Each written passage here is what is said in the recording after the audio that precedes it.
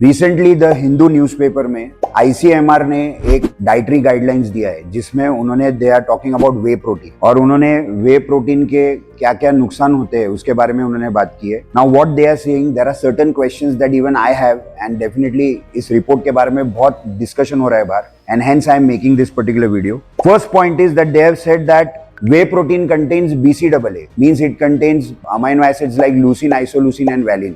This BCAA is something that will cause non-communicable diseases. Non-communicable diseases मतलब ऐसे disease जो lifestyle के वजह से होते हैं, जैसे hypertension, diabetes, cancer. I have a question here कि BCAA तो अंडे में भी है, पनीर में भी है. BCAA is present in fish also. BCAA means leucine, isoleucine and valine. इसका काम सिर्फ प्रोटीन सिंथेसिस नहीं है, तो ये मसल एनर्जी के लिए भी यूज होता है. तो क्या ये बाकी की चीजें इसमें जो BCAA जा रहा है उसका क्या? तो this is first question that I have. उसके बाद they have mentioned one more thing कि प्रोटीन इनटेक जो है वो जनरली 1.6 ग्राम्स पर केजी पर डे, इसके अनुसार आप लोगे तो वो आपके बॉडी में अच्छे से काम करेगा.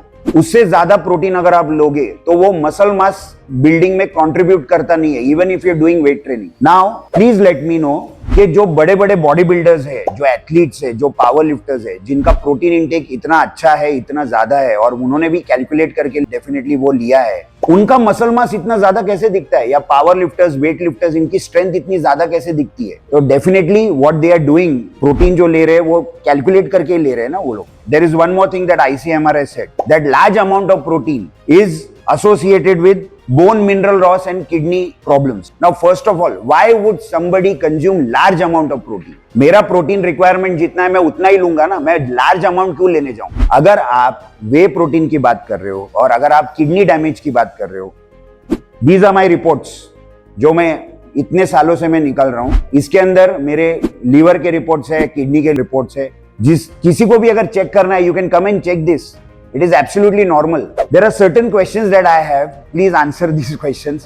Whey protein is also present in human breast milk. आपके सामने स्क्रीन के सामने अभी जो मैं आपको बता रहा हूँ, इस स्टडी में लिखा गया है that human breast milk में 50% to 80% whey protein होता है. तो इसके बारे में आपका क्या ख्याल है? Okay, so these are my questions. आप लोगों को क्या लगता है वे प्रोटीन के बारे में? प्लीज लिखिए कमेंट में. आप कितने साल से वे प्रोटीन ले रहे हो? मैं तो 20-25 साल से वे प्रोटीन ले रहा हूं और मेरे रिपोर्ट्स जो है वो क्लियर है. आप भी बताइए.